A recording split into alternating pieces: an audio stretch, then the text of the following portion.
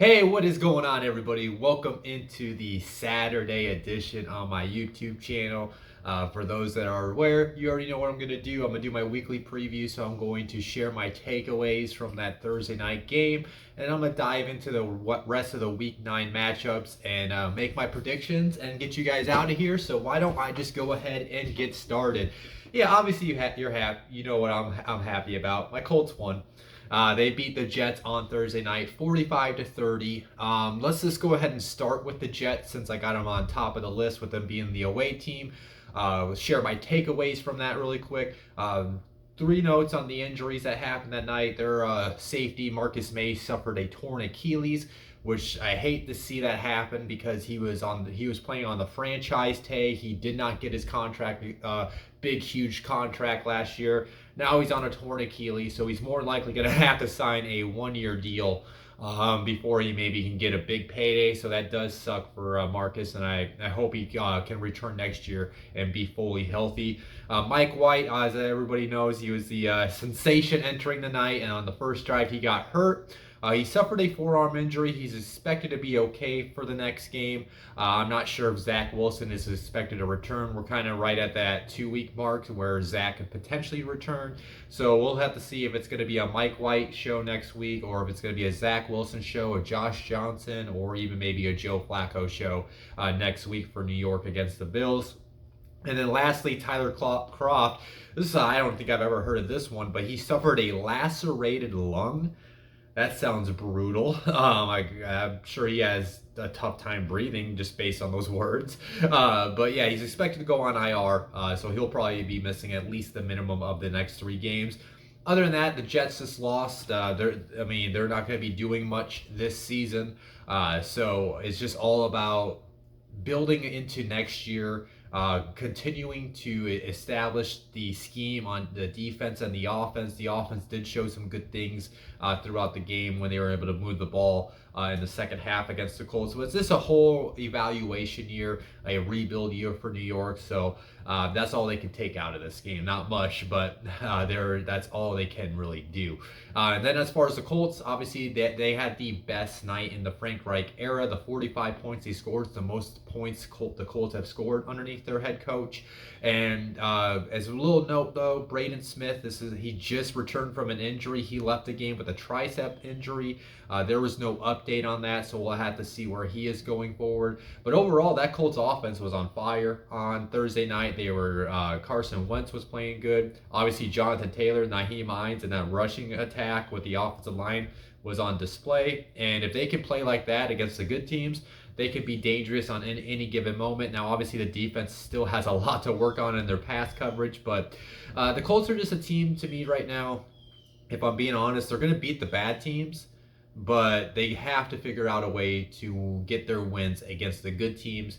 And if they are going to make a push for the playoffs, because entering this past weekend, they are a game and a half out of the wild card spots right now. So obviously this helps get this win. We'll have to see how the other teams do tomorrow. But if they are going to make a push for the playoffs, they have to beat the good teams because they got the Bills coming up, they got the Bucks coming up, and they got the Cardinals coming up in the second half of the schedule. Those 3 games are going to determine whether the Colts indeed can make the playoffs or not, I believe. So it's a good display, but again, they did what they were supposed to do, beat up on the bad team, right? Let's see what they do going forward. And then go ahead and put a bow on this. My prospect encyclopedia player of Thursday Night Football, I decided to go with Michael Pittman Jr. Just because he didn't have like a crazy good night. He had a solid night. He led the Colts in receiving, but just because of what he's done over this past month with Carson, on Thursday night he had the 5 receptions for 64 yards, a touchdown, and he did that on 6 targets. He is now proven that he can handle being the alpha dog of the Colts receiving room, and he showed off his amazing. He has such great grip strength, hand strength. He attacks the ball with his hands, and we saw that on that touchdown that ended the first half when Carson zipped the ball in there and he just grabbed it with his hands, took the 3 steps, and got the touchdown. Even though it wasn't originally called a touchdown because the ball got knocked out of his hands, but that was after like 4 or 5 steps. I don't know what the ref was thinking at that moment. But yeah, Michael Pittman Jr. has really came on during year 2. So he is the prospect encyclopedia player of Thursday Night Football. And if you guys want to know what the the Prospect Encyclopedia is about, go to prospectencyclopedia.com. You can read all about it. You can get the entire PDF of it for only $15. If you're a Colts fan, I wrote the Colts section, obviously. That you can get the Colts section just for $1. As I always promote, the Buck section's for free that people can download, check it out, and if that impresses you, you can go order an individual team PDF, or you can go and order the entire Prospect Encyclopedia. We'll be bringing that to you guys pretty much every year. It's a really great project of one of my good buddies in the business, Roy Countryman. So go check it out. If you guys want to make the purchase, that's up to you. But we always appreciate any support that we can get. So with that being said, let's go ahead and get into these week 9 matchups that are going to be going on tomorrow. As always, I am going to start with the 1 p.m. Eastern games and then work my way through the 4 p.m. Eastern games, the Sunday night game, and the Monday night game. First game that's up on my dock that I'm going to talk about is going to be the Las Vegas Raiders are traveling out to New York to face the Giants. So we already have the West Coast team coming to the East Coast team to play at the 1 o'clock time, and everybody knows I always bring that up because, you know, there is plenty of instances where that West Coast team ends up losing. We saw it earlier this season when the Chargers got blown out by the Ravens playing at that 1 p.m. slot time. So teams are definitely better at handling it. But I do think that does indeed have a factor in how teams play out of the West Coast at the 1 p.m. time when they come over this side of the country. Now, taking a look at the injury reports, the Raiders have no injury designations. They are completely healthy entering this matchup. And then on the Giants side, these 5 players are out. Saquon Barkley with an ankle, Lorenzo Carter with an ankle, Nate Ebner with an ankle, Dante Pettis with a shoulder, Sterling Shepard with a quad, and then these 3 players are questionable. Well, actually, I just saw this before I recorded. I forgot to update it to out, but Gary Brightwell is out. He's in COVID protocol right now. I know the Giants were dealing with some false positives this week, so it's kind of been up and down with their COVID reports. And then these 2 players are questionable. Kenny Golladay with his knee, and then John Ross with his quad. So, yeah, like, where do I want to start? It's like the Giants offense, you know, it's such a mess right now because there's so many injuries, so you don't really know what to expect. Daniel Jones has been playing a lot better in year 3, but he kind of had a couple different mistakes, I think, in the last game, especially that first interception of the game against the Chiefs. But they were able to, you know, move the ball against Kansas City, and they did have that opportunity to win that game. They just weren't able to get it done in the second half. Now, they are going against a Raiders defense, which is a lot better this year. Underneath Gus Bradley, he's really utilizing his defensive ends and Yannick Ngakoue and Max Crosby. Those guys have formed one of the top edge rushing tandem in the league. But with that being said, I still think you can move the ball against this Raiders defense, especially through the air at times. I think it's a lot better this year, but I think the outside corners have struggled. So if they can maybe get something going, but that's the thing. All the wide receivers were, well, not all the wide receivers, but like the guy that would dominate on the outside, Kenny Golladay, he's questionable, right? So, but I do see that Kadarius Toney's not on the injury report, so he's healthy. So I'm sure they're going to be a healthy dose of Kadarius Toney. I expect Evan Ingram to get his and be a little bit more involved this week. And I do think they should be able to move the ball at times. I think Devontae Booker should be able to get the ball going on the ground because you can move the ball rushing against the Las Vegas Raiders. I think it's going to be a hit and miss day, right? I think the Giants, you know, on one drives are going to move the ball with ease and punch the ball in the end zone. And then I think there's going to be drives that they stall, and there are going to be opportunities for that Raiders defense to create turnovers, especially if the guys on the edge can get after Daniel Jones. So I think the Giants should be able to put up 2 to 3 touchdowns, though, against that defense. And then you reverse sides of the ball. The Raiders are going against the Giants defense, which has been just like their offense. The Giants defense has been hit and miss, right? They can be really good at one moment, and then they can allow easy drives by the quarterback in the passing attack throughout the game. So it'll be interesting to see how the Raiders attack this offense, because now the Raiders offense obviously took a hit, right? I haven't really mentioned it, but everybody knows the unfortunate event of what Henry Ruggs did this week. That's inexcusable what he was doing. But now if you look at it as far as a full football perspective, you're taking away the home run ability out of that offense, which was been on display. So the rate, I mean, they got like Zay Jones, maybe they could send on those routes, but the home run ability is kind of out of this offense, in my opinion, now with Ruggs out of the Raiders organization or in the NFL. He's never going to be playing football again. He's going to be in jail for a long time. So with him out of the offense, I think that condenses the Raiders' offense right now. So I think teams are going to be able to kind of defend the Raiders' offense and keep more of everything in front of them. So I think the Raiders' offense is not going to be able to move the ball as easily as they have at times throughout the year. And it's just like with that now surrounding the organization, the Gruden stuff, is this the stuff that's going to eventually pile on and that leads to a collapse of the Raiders? With that being said, I do think they should be able to move the ball at times. Derek Carr has been played efficient. He always has played efficient football, but the thing that he was doing a lot better this year was he was pushing the ball down the field when they had Ruggs in the lineup. So I just wonder if that's going to be able to continue now that Ruggs is out of the picture. I think they still score about 2 to 3 drives. I think this is going to be a close game. I think it's going to be a back and forth battle. I think it's going to come down to the fourth quarter. Who has the ball last? Maybe who can force a key turnover in the fourth quarter. Man, I think I'm going to trust this whole West Coast to East Coast thing. I think the whole outside noise, that the unfortunate noise that the Raiders have been having to deal with this season kind of shows up this week. I think New York squeezes out a win over Las Vegas. They win like a 20-17 win tomorrow. So let's go ahead and keep it moving. We got the Atlanta Falcons traveling to New Orleans to face the Saints. As far as injury designations for the Falcons, they have nobody on the injury designation. They are fully healthy. And then for the is that right? I thought Taysom Hill was healthy. I'm sorry, guys. Let me just make sure I did get the right Saints injury report.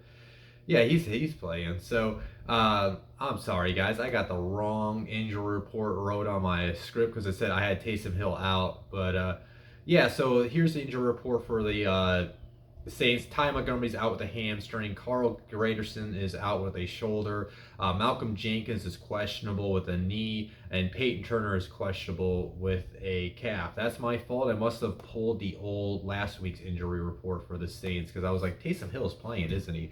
But with that being said, Trevor Siemian is the starting quarterback. So, man, this is an interesting game to me because it's a rivalry where both these teams always play each other pretty tough no matter what the record is.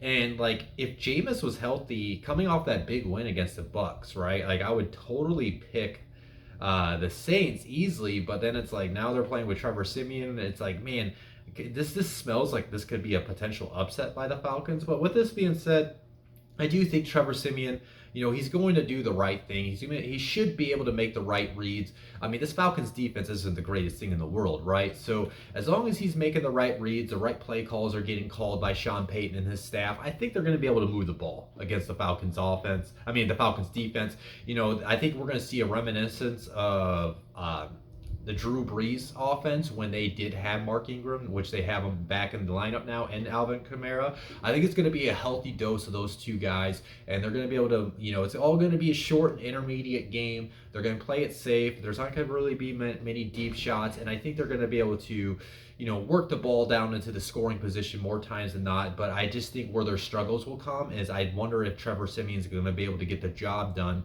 when they get into the red zone and capitalize and get those touchdowns. But when you got a guy like Alvin Kamara, you can literally dump it off to him at the 15-yard line. He can make 7 guys miss and get a touchdown, right? So I think the Saints should be able to move the ball, and they should be able to get at least 2 to 3 touchdowns, even with Trevor Siemian leading the way.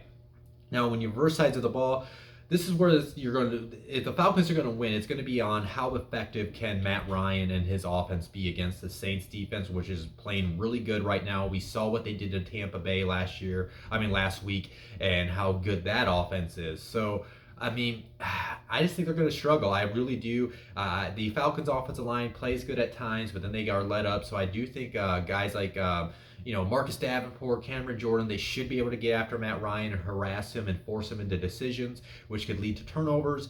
Calvin Ridley's not in the lineup, so I think they should be able to game plan for Kyle Pitts in that passing attack. And then as long as they all rally around the ball and tackle Cordero Patterson, I don't think he's going to be that effective against the Saints defense. I think the Falcons offense is going to stall more times than not. They will probably be put themselves in positions at times throughout the game to get those touchdowns, but I just think the Saints defense is going to be playing with tremendous confidence tomorrow, where they are going to be able to help their team get to a victory at the end of the day. I do think though, like with Jameis out of this lineup, I think the Saints offense took a major hit. There's nothing that's going to really scare defenses in terms of the passing attack from the Saints. They don't have their top wide receiver. He's done for the year. Their quarterback is done for the year. So I think this game is going to be close. I think the Falcons will have an opportunity where if they can pull it off in the fourth quarter, they can get the upset. I just think with the Saints being at home, the defense could take advantage of that loud crowd. They're going to make a big key turnover in the fourth quarter to help seal the win. Saints win let's say like a 21-17 win tomorrow. And I'm going to go ahead and move on to the next game. We got the Buffalo Bills traveling to Jacksonville to face the Jaguars. I don't know if any of you Jags upsets people, but I call them that. Now let's take a look at these injury reports for the Bills. These three players are out. Spencer Brown with his back injury, John Feliciano with a calf, Dawson Knox with a hand. And then these two players are questionable. Cole Beasley with the ribs, Jordan Poyer with a shoulder, and then on the Jaguar side, James Robinson is questionable with his heel injury. This is going to be probably a pretty quick report, but last week when I said it was going to be a pretty quick preview, I ended up being wrong on that Bengals game, so maybe I should start the deep dive into this, but yeah, it's going to be quick, man. I mean, the Jaguars showed nothing promising against the Seahawks last week, so why would I think they would show anything promising against the Bills? That Jaguars offense was very uninspiring last week, and now they're going against the Bills, which is a top 5 defense, and I think they're going to have their struggles, especially if James Robinson does get ruled out tomorrow morning. They're going to be out their starting running back, and then there's just been no type of consistency from their passing attack, so they're going to struggle. They're going to be very inconsistent on the offense, and I wouldn't be surprised if the Bills force multiple turnovers tomorrow. And then you flip sides of the ball, the Bills were like slow off the gates against the Dolphins last week, but then they finally got things going. They're going against this Jaguars defense where, I mean, outside of a Josh Allen, there really hasn't been much promise in that Jaguars defense this year. So they should be able to move the ball with ease, no matter whether it's with Josh Allen's arm or Josh Allen's legs. I think they're going to be putting themselves in scoring position more times than not, and they should be able to capitalize on those and turn those drives into touchdowns. I think the Bills handled their business. They win like a 28-14 win tomorrow. And now moving on to the next game, another game that has some outside. There's a lot of games that have had some outside noise prior to this week going on prior to the game. We got the Browns traveling to Cincinnati to face the Bengals. As everybody knows, let's start with the outside noise. They did release OBJ, so Odell Beckham Jr. is no longer on the Browns.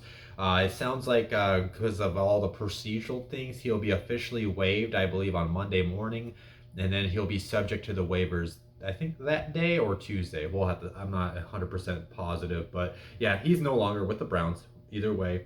And then taking a look at the injury report, Jack Conklin's out with the elbow, and I do believe he will be getting placed on IR today, where he'll be out for the next 3 games. And then these following 5 players are questionable. Jadeveon Clowney with an ankle, knee, and hip. Tack McKinley with the groin. Donovan Peoples-Jones with the groin. Denzel Ward with a hamstring. And Harrison Bryant with a thigh. And then on the Bengals, these 3 players are questionable. Cam Sample with a knee, Chris Evans with a hamstring, and Auden Tate with a thigh injury. Let's go ahead and start with the Browns, right? They're one of the, should be the biggest talk of the week, but there's a certain quarterback that that has changed the biggest talk of the week. But yeah, OBJ is no longer in the Browns offense, so I mean he wasn't really being used in the Browns offense, to be quite honest. So I'm not sure if that's going to really affect much. I think you can easily not that I'm not saying they're like any wide receiver can replace OBJ's talent. I'm just saying what OBJ was doing in that offense, you could easily replace of what he was basically doing, just running routes and blocking. So with that being said, I do think they are going against the Cincinnati Bengals, who are coming off that terrible loss to the Jets. They should have won. They are up 11 points in the fourth quarter, and they let the Jets come back to win that game. So you got two teams kind of like coming off a rough loss. You got one team coming off, a controversy in the locker room.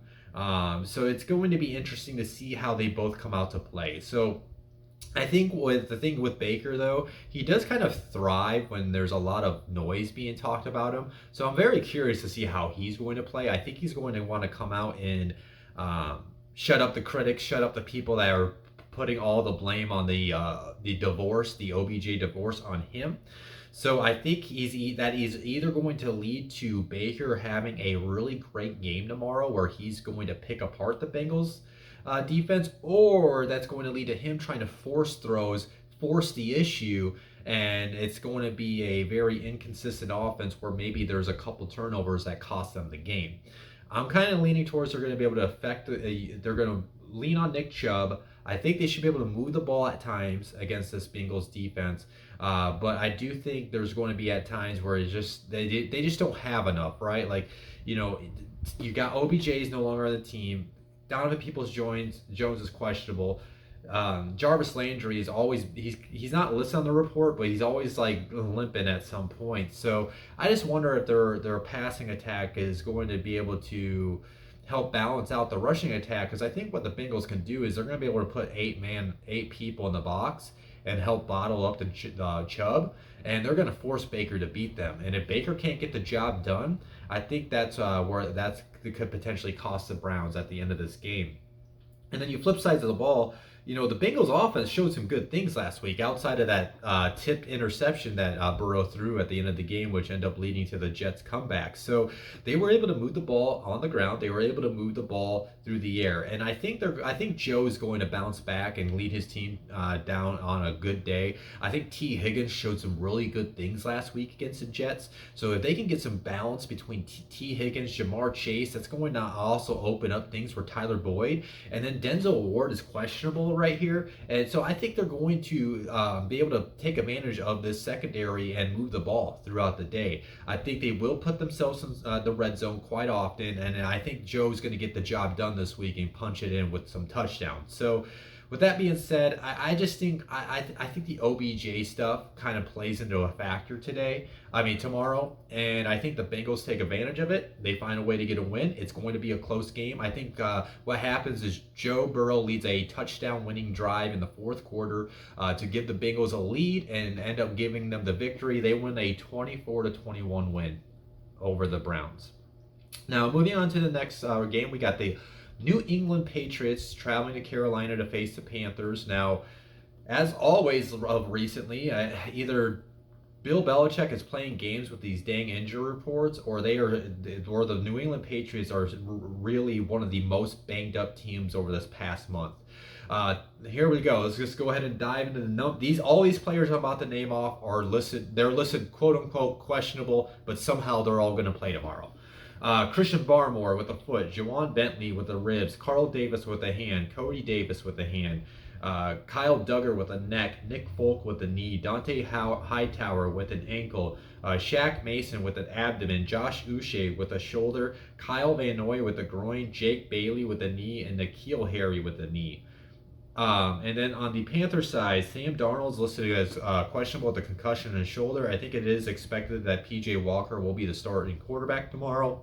And then Stanley Thomas Oliver with a toe is questionable, as well as Pat Elflein with his hamstring. Now, as far as this game, I mean, let's just be real. P.J. Walker is I think a solid backup in this league, but he'll be making his I believe this would be his first start in the NFL. unless did he get a start last year? I cannot remember off the top of my head if he started any games and replaced. I think he did start for Teddy when he was hurt at times last year.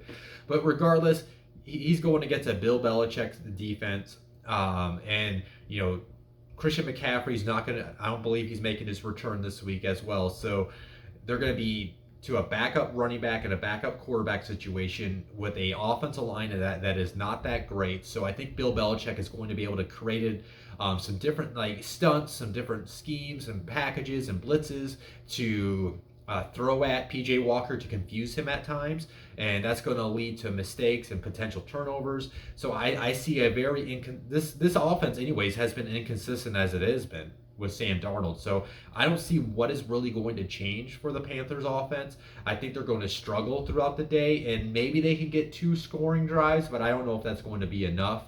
It's going to be on their defense to hold the Patriots offense in check if the Panthers do indeed want to win this game. And you flip sides of the ball. I think what this is it's going to come down to this side of the ball. The Patriots offense against that Panthers defense. The Patriots, they're a really good rushing team, but they're going against one of the better rushing defenses in the league. So you got a strength on strength. So who can win in that matchup? Now let's just say they cancel each other out. Can Mac Jones win this game for the Patriots? Can he effectively move the ball in the air when the rushing attack isn't there for him to take advantage of?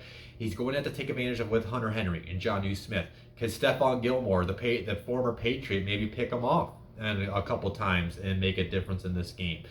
I do think Mac should be able to play efficient football, and as long as he's not making any turnovers, I think he should be able to move the ball throughout the day, put themselves in that field goal position, but it's going to be on him making the good play to get them in the red zone where they can have the opportunity to punch it into the end zone. So I think he will be able to do it a couple times. The more I kind of think this out, this is probably going to end up being a closer game, even with PJ Walker playing, because I think, like I said, I think the rushing attack of the Patriots is going to be balanced out with the rushing defense of the Panthers. So, and you haven't really seen much from that Patriots passing attack where you can trust on Mac taking advantage of it and lighten up the Panthers secondary. So I think it's going to be a close game. I do think it's going to come down in the fourth quarter. I think it's going to be a low-scoring game too. Maybe I might bet the under on it tomorrow. I'll see about that, how I feel. But with that being said, as of right now, I think the Patriots do find a way to win. I say they win a 17-14 win over the Panthers tomorrow. And then let's go ahead and move on to the next game. We got the Denver Broncos traveling to Dallas to face the Cowboys. Taking a look at Denver's injury report, Garrett Bowles is out with an ankle injury. These players are questionable. Caden Stearns with a shoulder, Albert O with a knee, Mike Purcell with a thumb, Graham Glasgow with a hip, and Malik Reed with a hip. And then Noah Fant as well. I forgot to put it on my script, but I just remembered Noah Fant is out. He is in COVID protocol right now. And then on the Cowboys side, Dak will be making his return. And then these 2 players are out. Blake Jarwin is out with a hip. Tyron Smith is out with an ankle. And then their 2 wide receivers are questionable. Amari Cooper with a hamstring and CeeDee Lamb with an ankle. Starting with the Cowboys offense, I mean, they played pretty efficiently with Cooper Rush last week, so they got their man Dak Prescott back involved, so that's going to be the jump start to their engine, and they should be able to have more explosive plays with Dak under the helm. That's going to help open up lanes for Ezekiel Elliott because of Dak's mobility, assuming he's fully healthy off his calf injury, and he can manipulate the pocket and move outside the pocket if needed. And it sounds like Amari's going to be good to go. I believe CeeDee's going to be good to go. So as long as he has his 2 wide receivers, he should be able to move the ball against this Broncos defense. I think I know they won't say it, but I think when they traded away Von Miller to the Rams, that basically signaled the white flag on the Denver season. So they don't have their leader on their defense. So I just wonder how that's going to affect the play of the overall defense. They're banged up in the linebacker room, so that's going to help open up things in the middle of the defense. I wouldn't be surprised if Dalton Schultz has a pretty good game. And I think the Cowboys should be able to put up 3+ touchdowns against that Broncos defense tomorrow. And then you flip sides of the ball, man, that Broncos offense has been less than inspiring this year. Uh, they don't really get much going on the ground game, even though like they got a good 1-2 punch with Melvin Gordon and Javonte Williams, but they're going to be out Garrett Bowles, so they're out of their left tackle tomorrow. And then even though Jerry Jeudy made his return last week, that passing attack just couldn't get anything going. So I don't know if I can just trust the situation. I think you're going to see a very inconsistent Broncos offense. The Cowboys defense is playing a lot better as the season progresses, and I think they should be able to not keep this Broncos offense in check, because there's just no threat of the pass, and there's no really reason to be scared that they're going to run the ball down your throat. So I think the Broncos, maybe they can get 1 or 2 touchdown drives in, but I just don't think it's going to be enough for Denver. I do think the Cowboys should handle their business against this team. I think they win like a 31-17 win tomorrow. And I'm going to go ahead and keep it moving into the next game. We got the Vikings traveling out to Baltimore to face the Ravens.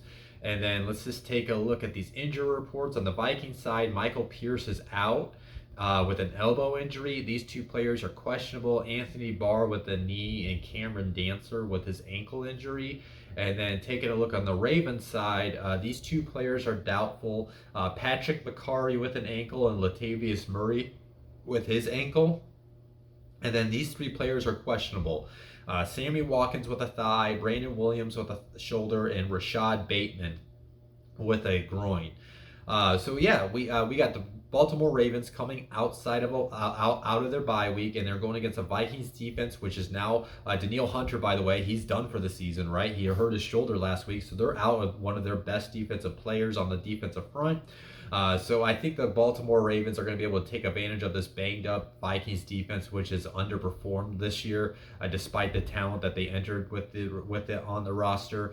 And I think Lamar Jackson is also having one of his best seasons, if not his best season this year. So I think they're going to be able to pick them apart on the ground game. They should be able to open up things against that defensive front, and that's going to allow Lamar to pick them apart in the air when he turns into the play action game. I wouldn't be surprised if Marquise Brown has at least 1 or 2 big chunk plays through the air, maybe like a 40-plus yard touchdown against this defense. And I think they should be able to put themselves in scoring position more times than not, and they're going to be able to capitalize on that, especially with them coming off the bye week and being as healthy as they have been. And then you go to the Vikings offense, like what the heck was going on last week? They didn't look to push the ball down the field. There was no protection for Kirk Cousins. And as everybody knows, when Kirk Cousins is under duress, he's going to turn into a captain check down. So they need to protect him, and they are going against one of the better defensive fronts in the league that can create pressure. So if Kirk Cousins is under duress, this Vikings offense could struggle. But I think they're going to be able. They should be able to bounce back. I mean, I look back to that game that Carson Wentz had against this Baltimore defense. I look back to what Joe Burrow did against this Baltimore defense. So with that being said, as long as they can maybe max protect at times, I think Kirk Cousins is going to be able to have a bounce back game this week.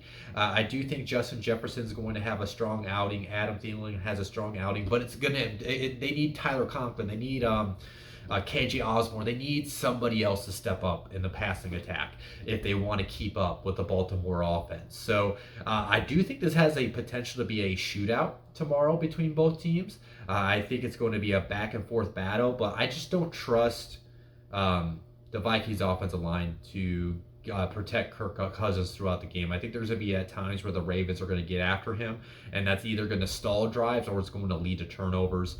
I think Baltimore wins in a shootout. They win like a 35-31 win over the Vikings. Moving on to the next game, this is the last 1 p.m. game. This is probably a game that not that many people will be watching. We got the Houston Texans traveling out to Miami to face the Dolphins. Taking a look at the injury reports. With the Texans side, these 3 players are out. Farrell Brown with a thigh, Christian Kirksey with a thumb, and a Hardy Nickerson with a concussion. And then on the Dolphins side, man, every time I give Devontae Parker praise, he gets banged up. He just had a really good outing, and then all of a sudden it shows up yesterday that he got hurt or something in the practice this week. But yeah, Devontae Parker is hurt. He's been placed on IR. he's out for the next 3 games. So it's Will Fuller in that passing attack right now, and Mike Gesicki. And then these 2 players are questionable for tomorrow. Jerome Baker with a knee, and then Tua Tagovailoa is listed as questionable. He's expected to play. He's dealing with ribs and an injury to his left finger.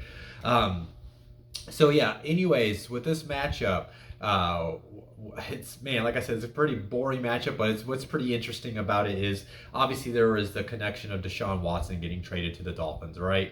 And I kind of said it. I said this earlier in my start preview, my start sits, which came out on Wednesday. If you haven't watched it, go back and watch it. I think Tua Tagovailoa is going to want to make a statement in this game, because not only like was his organization trying to make a deal with the Houston Texans, but the Houston Texans didn't even want Tua in return for Deshaun. So that meant Tua was going to go somewhere else if Deshaun would have came over from Houston. So I think he's going to want to stick it to the Texans organization, showing like, hey, you didn't even want me if you were going to trade Deshaun. So I think this Dolphins offense, even without Devontae Parker, should be able to move the ball against this Texas defense, which is one of the worst defenses in the league.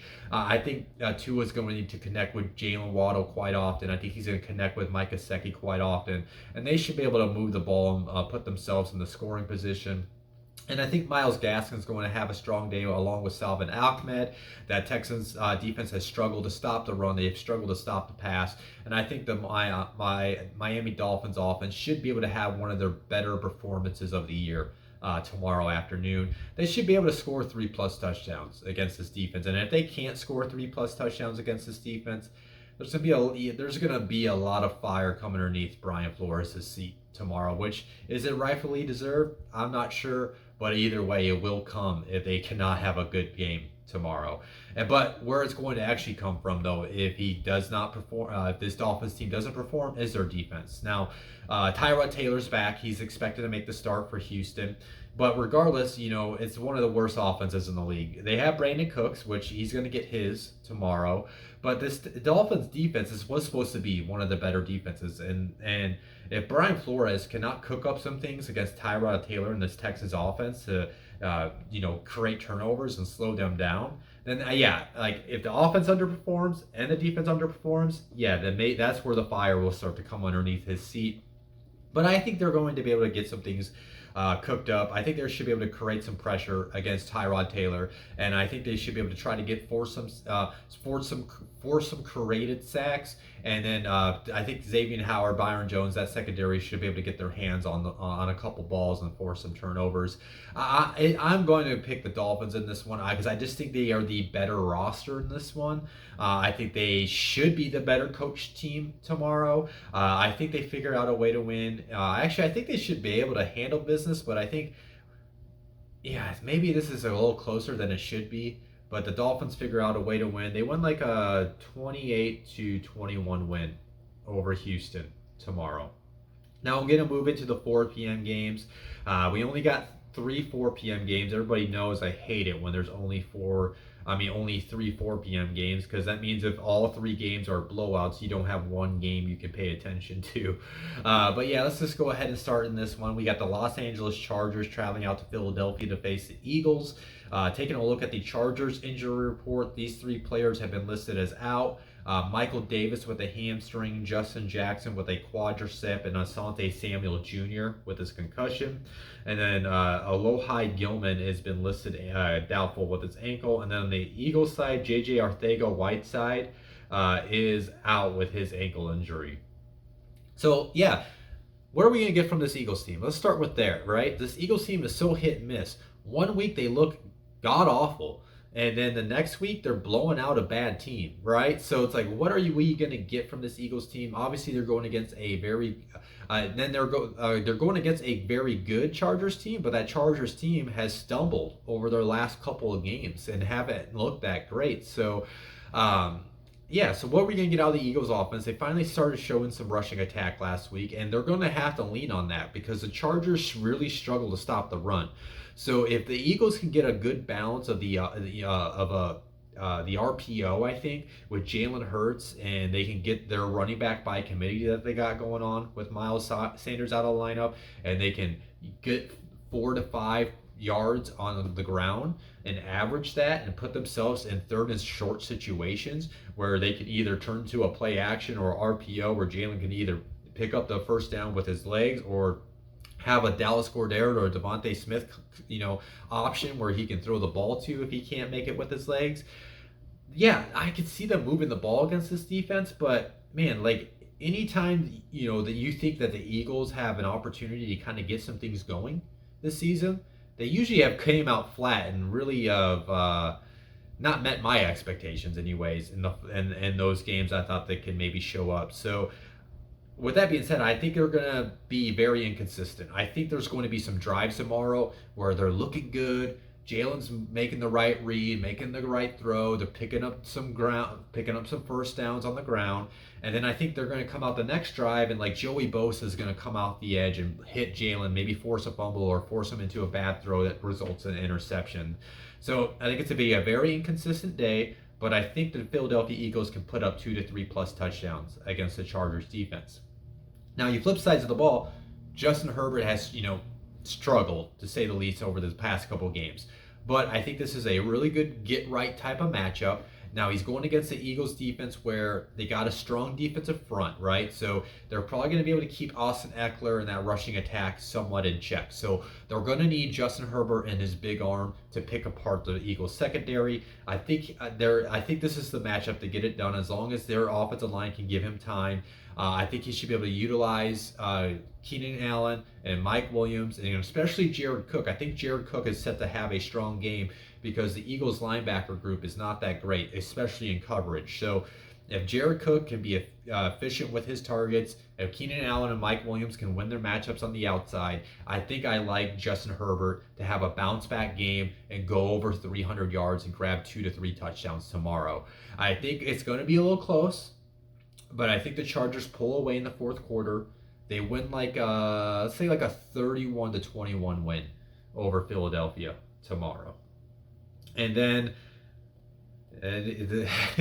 let's go to the next game. We got the Packers heading to KC to face the Chiefs.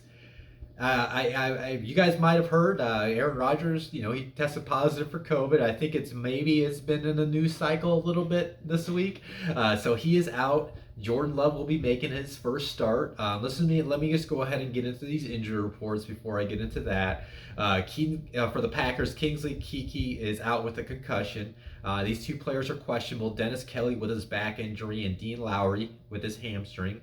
On the Chiefs side, Mike Remmers is out with a knee injury. And then Colin Saunders is questionable with his knee. Now, yes, let's just go ahead. I don't have to dive into the Aaron Rodgers drama. That's something my show is not about. This is about football. So let me start with that. Jordan Love, I think this is a very interesting game that he's making his first start in because when he was coming out, a lot of the comparisons as far as the tools and the traits that Jordan Love had as a quarterback prospect is compared to the guy he's going against this week is Patrick Mahomes. You could argue Patrick Mahomes' success led to Jordan Love getting drafted in the first round because of the traits he does offer. And I'm very curious to see where Jordan Love is in his development as he is in year 2. He hasn't really played in a real football game since 2019. He played in the Senior Bowl. That's where I had a chance to check him out live. I was at that Senior Bowl that he went to. And then, obviously, he didn't get the preseason in his rookie year because of COVID. And then he had his preseason games this year. And then he took, I think, about 10 snaps in a blowout game, I think, against the Saints in week 1. So it's going to be interesting to see where he is. It's going to be interesting to see where Matt LaFleur has his future quarterback, because eventually that is going to be his quarterback of the organization when the team probably moves on from Rodgers in the upcoming offseason. So as Packer fans would probably like to hope, they would hope to see some promising things out of Jordan. I think what we're going to see out of this Packers offense is if there is a matchup for Jordan to make his first start, it might be against his Kansas City defense, which has been very bad this year. And I think they're going to lean heavily on the run, like they did against the Cardinals. So I think you're going to see a very strong, healthy dose of Aaron Jones and A.J. Dillon. I think they're going to be able to move the ball against the ground. And when they can get things going on the ground, that's going to open up the passing attack for Jordan Love. Now, I think Jordan's going to make some very impressive throws tomorrow. He has the arm talent to sling it. But I do think his inexperience at this next level will show up at times. And I think he's going to either, he's going to make some bad reads at times. Now, do those bad reads turn into turnovers? We will see. If he can not turn the ball over, I do like the chances that the Packers offense can maybe battle it out in a shootout with the KC offense, despite missing Aaron Rodgers. But if Jordan Love, he does make those rookie mistakes. I mean, I know he's not a rookie, but you could call it's his first game, right? So if Jordan Love does make rookie mistakes, I think that could end up costing the game for the Packers. Now, you go to this Chiefs offense, right? With that being said, the Chiefs offense has not been perfect, right? They can't get anything going on the ground, really, to say the least. And then Patrick Mahomes is just turning over the ball. He doesn't look like he's comfortable. Teams have somewhat figured out how you can defend them, and they're just not as lethal as they have been in the past. So, can the Packers defense take advantage of that? Can they avoid getting picked apart? Because they don't have their top cornerback in the lineup. So I think the Chiefs offense can take advantage of that. If they could get Tyreek Hill lined up against Kevin King, I definitely like that opportunity that they can beat him deep a couple times. So I do think the Kansas City offense should be able to move the ball. I think they're going to play clean football tomorrow. At some point, they got to stop turning the ball over, right? So I think they should be able to play efficient football, not turn the ball over as much, and they could put up those touchdowns. I think this is going to be, I know the books say the Chiefs are heavy favorites now without Rodgers, which I think rightfully so. You can understand that. But I think the Packers are going to have an opportunity to win it in the fourth quarter. I just maybe think the inexperience of Jordan Love does catch up to him late in the game, and the Chiefs find a way to squeeze out the victory. I think the Chiefs win like a 31-27 win over the Packers tomorrow. And then moving on to the next game, this is the final 4 p.m. game. We got Arizona traveling out to San Francisco to face the 49ers. Starting with the Arizona injury report, which is making me, I really honestly don't know what to think of this game right now. AJ Green's in COVID protocol, so he's out. These 3 players are out with injuries. Jonathan Ward with a concussion, James Wiggins with a knee, and Rashard Lawrence with a calf. Now, DeAndre Hopkins and Kyler Murray are both listed as questionable. DeAndre Hopkins with a hamstring, Kyler Murray with an ankle. And I saw yesterday that a Cardinals beat reporter expects them both not to play. I know Kyler Murray is a game-time decision. So if you are a fantasy owner like I did, go get yourself a different option just in case Kyler Murray gets ruled out, if you guys can. So, yeah, obviously if Kyler Murray doesn't play, that totally affects how I think this game's going to go. But let me really quick go into the 49ers injury report. Now, it is expected that George Kittle will be activated, by the way, and he'll make his return. And then taking a look at the rest of the injury report, Maurice Hurst is out with a calf. Jimmy Ward is out with a quadricep. These 3 players are questionable. Elijah Mitchell with a rib, Deebo Samuel with a calf, so he is out tomorrow. That even hurts their offense. And then Dee Ford is questionable with a back. So yeah, I don't know what to really do with this, guys, because I think Kyler Murray's the biggest thing. Obviously missing DeAndre Hopkins is going to hurt their offense. We kind of saw that throughout the game against the Packers because DeAndre Hopkins is in and out of the lineup. But Kyler Murray is the biggest difference maker to me. Now, I will say this: their backup is Colt McCoy. Colt McCoy is a very smart veteran quarterback. He's going to make the right reads, and he has stepped in and filled in for quarterbacks in the past, and it has led those teams to victory. So, with that being said, I do think Colt McCoy could potentially come in and just do the right thing and help move the ball against this 49ers defense, which has had their own struggles. Now, Kyler Murray or not, this San Francisco defense, I think you can move the ball against on the ground. So, I think that I would not be surprised if there's a healthy dose of whoever the quarterback is, because even if Kyler plays, he's not going to have his mobility because of the ankle injury. He's going to be stuck in the pocket. So they are going to have to figure out a way they can get James Conner and they can get Chase Edmonds on the ground game. And then maybe they can turn to the pass where they can lean on their newly acquired tight end, Zach Ertz. And they can lean on, Christian Kirksey, Rondell Moore, get him involved with some touches, whether it's, sweeps, reverses, stuff like that. So I think they're going to have to be creative without Kyler, but I think if Cliff Kingsbury can come up with some things, I think they can move the ball at times throughout the game. Now, the 49ers offense, they found some things in the second half of that game against the Chicago Bears last week, and I think they should be able to continue some success against this Cardinals defense, which has been hit and miss this year, especially now with J.J. Watt out of the lineup.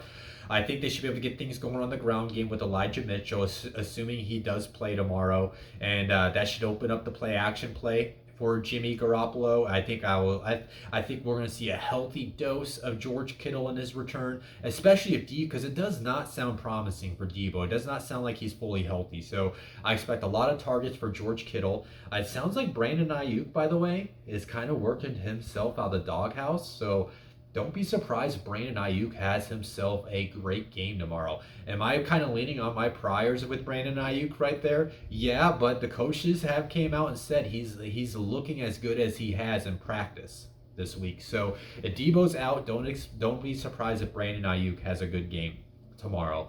I think this is going to be a back and forth battle because don't forget, just 3 weeks ago when Trey Lance played in this game, the 49ers only lost like 17-13. This time they're at home.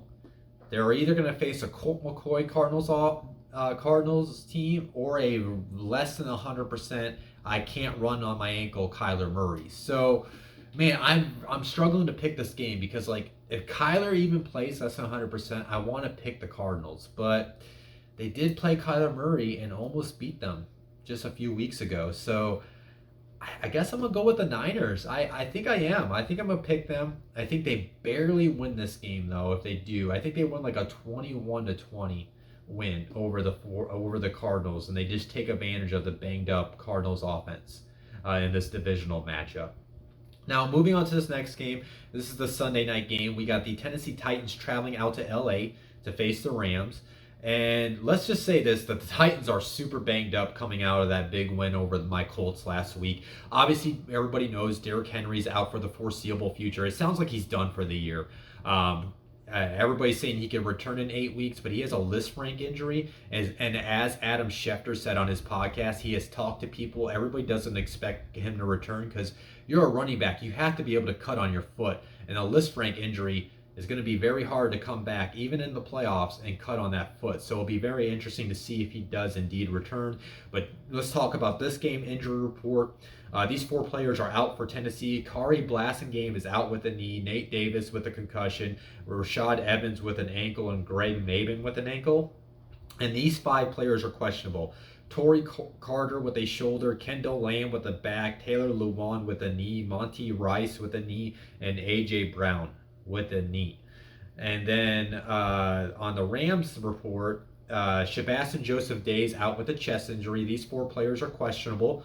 Robert Woods with a foot, Von Miller with an ankle, Jalen Ramsey with a knee, and Ernest Jones is with an illness. So I'm very curious to see let's start with the Titans offense, right? I'm very curious to see how this offense performs without Derrick Henry. He was the catalyst to what made that offense successful. And now teams don't have to respect the rushing game. I'm sorry. They will have Adrian Peterson, which I love. Adrian Peterson is my all-time favorite running back. So maybe he does come in and is 70% of what Derrick Henry was doing for the rushing attack. But with that being said, you don't have to line up 8 people in the box and be fearful of what Derrick Henry's going to do any longer. So they should be able to put more people in the passing coverage, which is going to help kind of slow down the attack with A.J. Brown. We'll see if Julio Jones can do something in this game. He's been in and out of the lineup. It seems like at any given moment he's going to tweak his hamstring and be done for the day. But if the Tennessee Titans are going to keep up with the Los Angeles Rams, they have to have Ryan Tannehill actually prove that he can be a quarterback without Derrick Henry. He's been very good over the last couple of years, but he was really feeding off how good Derrick Henry and how defenses had to respect the rushing attack of Tennessee. So can Ryan Tannehill, Julio Jones, and assuming A.J. Brown does indeed get active for the game, can they ball out against this team? And as long as they can, maybe they can keep up with it. I'm doubting it. I think there's going to be very inconsistent times for this offense. I think at times they put together a couple touchdown drives, but I just don't know if it's going to be enough. And I do think the factor that you're missing Derrick Henry is going to show up in this game. And then you go to the other side of the ball, the Rams offense. I think they're going against a perfect defense they can take advantage of. The Titans defense is very stout, against the run, but you can easily throw the ball against them. So I think Matthew Stafford is going to have one heck of a night. I think he's going to spread the ball around to Cooper Kupp, assuming Robert Woods does get activated. And I think my boy Van Jefferson, I think he's going to have a huge night against the Titans. The secondary, I think Stafford's going to throw over 300 yards and have 3+ touchdowns against that defense. And I just don't think the Titans offense is going to be able to keep up with that. And then once they jump out to a big lead, I think Von Miller, Aaron Donald, and Leonard Floyd are going to take advantage of that and get after Ryan Tannehill, and that's where you're going to start seeing sacks and potential turnovers, which ends up making this game a pretty significant lead for the Rams. I think the Rams end up winning like a 31 to Actually, I'll say they win like a 35-24 win, if not like a 35-21 win over the Titans tomorrow night. And then moving on to this next game, we got the Bears traveling out to Pittsburgh to face the Steelers. Taking a look at the injury reports, these following 6 players did not practice for the Bears yesterday. Nick Foles for a personal reason, J.P. Holtz for a concussion, Eddie Jackson for a hamstring, Khalil Mack for a foot, Alec Ogletree with an ankle, and Damian Williams with a knee. And then Darnell Mooney has been limited with a groin. And then on the Steelers side, BJ Finney did not practice with a back injury. These 2 players were limited for Pittsburgh. Eric Ebron with an ankle, and then Ben Roethlisberger with a pectoral, a hip, and a shoulder injury. So yeah, with this matchup, we got the Steelers. They're fighting and clawing their way back into the season and fighting for a playoff spot, fighting for the division title. Still, they're still within grasp of that, and they're going against this. Let's start with the Steelers offense. Like I said, like Ben Roethlisberger, I said this on my waiver wire target video, which if you haven't watched, go back and watch, please. But yeah, Ben Roethlisberger plays good when he has a tight end, and Pat Freiermuth is really opening up this offense for him.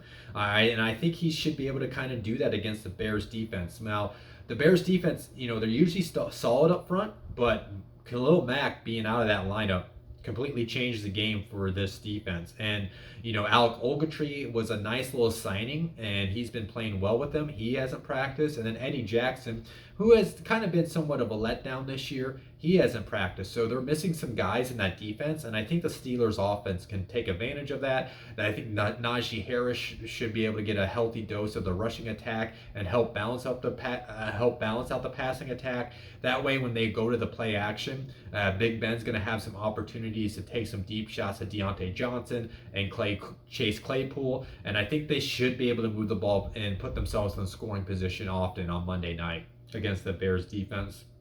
And then, flipping sides of the ball, Justin Fields is coming off his best game as a rookie, even though they weren't able to get the win. I think he's looked as comfortable as he has as an NFL quarterback. And now he's going to see a very strong test, though, against the Steelers defense, right? They got Cam Hayward and TJ Watt up front against this weak Bears offensive line. So Justin is going to have to be ready to use his legs to stretch out plays, extend plays, and rush for first downs. And I think he will be able to do that at times. But I think they're going to be able to create some exotic packages and confuse a rookie where he's going to make his mistakes. He's going to miss some reads. Maybe he makes a bad throw here or there. And then we'll have to see if maybe like a Mika Fitzpatrick can jump on some balls and create those turnovers. I think they're going to be able to put the rookie in a bad position at times throughout the night. But I do think the Bears, they should be able to move the ball. I think they can grab at least 2+ touchdowns. It is going to be on that Bears defense. If the Bears defense, though, can help balance out this game, I think the Bears might actually have an opportunity to win it in the fourth quarter. But I just think the inexperience, the against a defense like this will show up for Justin, and he just can't. They're going to have an opportunity in the fourth quarter, but they just fall short, pulling off the upset over the Steelers. I think the Steelers do find a way to win. They win like a 24-20 win over Chicago on Monday night. So yeah, that is my preview, guys. I hope you did enjoy it. As always, hit the like button. If you haven't subscribed to my channel, please hit the subscribe button. I definitely want to keep on getting that number up. I would love to get to the 30 plus subscribers, and then we can work to crawl my way up to that 50 plus subscriber amount. And as a reminder, guys, my Tuesday video where I do my top waiver wire targets and streamable defenses, that will be out later than normal. I have a work event I am going to after I get done with work on Tuesday. So I probably won't be back, and it'll probably come out around like, probably I want to say realistically sometime between like 9 to 10 Eastern. I'll probably get it out there depending on when it does get uploaded to YouTube, but I will get that done for you guys on Tuesday night after my work event. Other than that, I'm gonna head out of here. You guys enjoy the matchups tomorrow. If you have any NFL questions, if you have any fantasy football questions, hit up the comments of this video, hit up my DMs on Twitter. You can @ me on Twitter at CodyTalksNFL. Give me a follow if you haven't yet, by the way. I will see you guys later. I'm gonna get off of here so I can get it edited and uploaded for you guys. So peace out. I'll see you guys on Tuesday night when I do my next video.